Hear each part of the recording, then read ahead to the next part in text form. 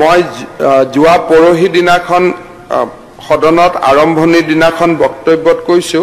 যে প্ৰধানমন্ত্ৰী ডাঙৰীয়াই আমাক 1000 কোটি টকাৰ 700 কোটি টকা দিছে চাহ শ্ৰমিকৰ কল্যাণৰ বাবে আৰু ইয়াৰ মেজৰিটি টকা আমি হেলথ এডুকেশ্যনত আমি খৰচ কৰিম আৰু স্কিল ডেভেলপমেন্টত খৰচ কৰিম আমাৰ তিনিটা আমি ফোকাস এৰিয়া কৰি লৈছো যে এটা হল বাগিচাৰ হেলথ দ্বিতীয় হল বাগিচাৰ শিক্ষা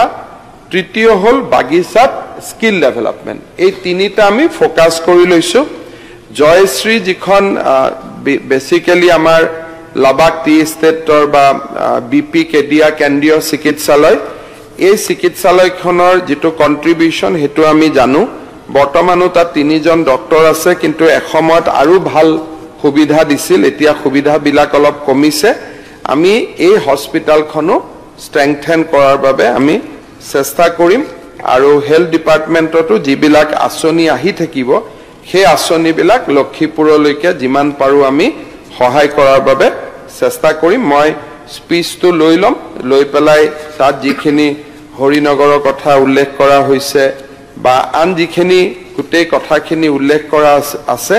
গুটেইখিনিৰ ওপৰত ভিত্তি কৰি যি ধৰণে পাৰো আমি হেলথৰ লক্ষীপুৰ সমষ্টিত হেলথৰ ডেভেলপমেন্টৰ কাৰণে আমি কাম কৰিম